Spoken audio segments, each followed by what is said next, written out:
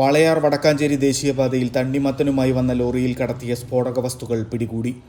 Lorry driver Tamil Nadu സ്വദേശി സെന്തിൽകുമാറിനെ south police കസ്റ്റഡിയിലെടുത്തു. 100-ലേറെ പെട്ടികളിലായി 18,000-ഓളം gelatin സ്റ്റിക്കുകളും 4,800-ഓളം ഡിറ്റനേറ്ററുകളും പിടിച്ചെടുത്തു. പാലക്കാട് ഗവൺമെൻറ് മെഡിക്കൽ കോളേജിനു സമീപത്തെ സർവീസ് റോഡിൽ കൈ കാണിച്ചിട്ടും നിർത്താതെ പോയ വാഹനത്തെ പോലീസ് പിന്തുടർന്ന് പിടികൂടുകയായിരുന്നു. ലോറിയുടെ മുകളിൽ കൂട്ടിയിട്ട തണ്ണിമത്തൻ മാറ്റി പരിശോധിച്ചപ്പോഴാണ് പെട്ടികളിൽ സ്ഫോടക വസ്തുക്കൾ കണ്ടെത്തിയത്.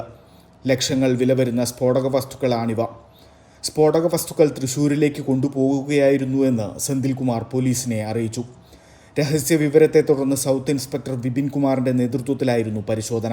ബോംബ് സ്ക്വാഡും സ്ഥലത്തെത്തിയിരുന്നു. കഴിഞ്ഞ വർഷം മാത്രം തമിഴ്നാട്ടിൽ നിന്ന് കേരളത്തിലേക്ക് കടത്താൻ ശ്രമിച്ച 40,000-ലേറെ ജലറ്റിൻ സ്റ്റിക്കുകളും 5,000-ലേറെ ഡിറ്റനേറ്ററുകളും പോലീസ് പിടിച്ചെടുത്തിരുന്നു.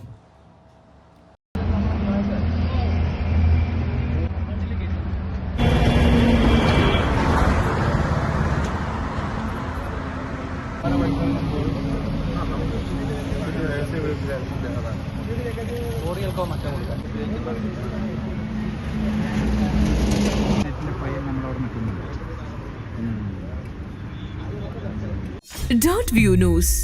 കാഴ്ചകളാണ് ലോകം. കണ്ടു തുടങ്ങുക.